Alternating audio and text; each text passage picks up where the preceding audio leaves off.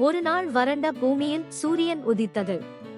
ஒரு இளம் காகம் வாடிய கிளையின் மீது அமர்ந்து தொண்டை வறண்டு சீரமம்பட்டது. அது மணிக்கணக்கில் தண்ணீரை தேடிக் கொண்டிருந்தது. அதன் வழக்கமான நீர்ப்பாசன ஆறு விரிசல் அடைந்த நிலமாகவும் தூசி நிறைந்த படுகையாகவும் இருந்தது. காவின் இறக்கைகள் சோர்வுடன் தொங்கின. அதன் நம்பிக்கை அடிவாரத்தில் மின்னும் வெப்பமூட்டம் போல தொலைவில் இருந்தது. அவன் ஒரு கிளையிலிருந்து இன்னொரு கிளைக்கு தாவினான். அவனுடைய இருண்ட கண்கள் நிலப்பரப்பை ஆராய்ந்தன. திடீரென்று அவன் மணலில் பாதி புதைந்திருந்த ஒரு பெரிய மண் பானையை கண்டான். கீழே ஒரு பளபளப்பான நீர் தெரிந்தது.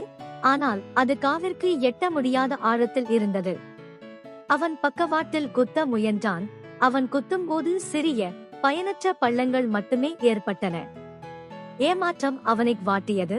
அவன் தண்ணீருக்கு அருகில் இருந்தார், ஆனால் அதை அடைய முடியவில்லை. காவுக்கு தன் பாட்டி சொன்ன புத்திசாலி காகங்களைப் பற்றிய கதைகள் நினைவுக்கு வந்தன.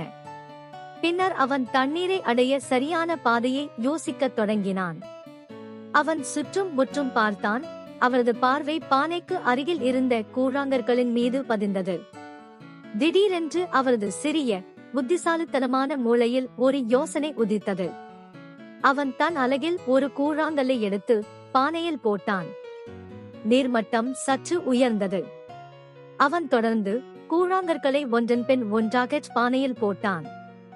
அது மெதுவான கடினமான வேலை. சூரியன் இடைவிடாமல் அஸ்தமித்து அவரது வலிமையையும் வீழ்த்தன்மையையும் சோதித்து பார்த்தது. ஆனால் ஒவ்வொரு கூழாங்கல் சேர்க்கப்படும் போது நீர்மட்டம் கொஞ்சம் அதிகமாக உயர்ந்து விளிம்பை அடைந்தது.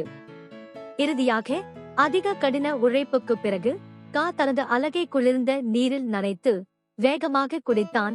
அவன் தாகம் தணிந்தது. உடல் புத்துணர்ச்சி அடைந்தான். பிறகு அவன் மகிழ்ச்சியாக இருந்தான்.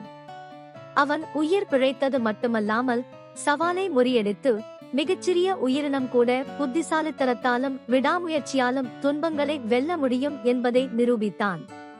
கதையின் நீதி: நிலம் எவ்வளவு வறண்டாலும், உயிர் வாழ்வதற்கான தேடல் எவ்வளவு கடினமாக இருந்தாலும் ஒருபோதும் நம்பிக்கையை கைவிடக்கூடாது.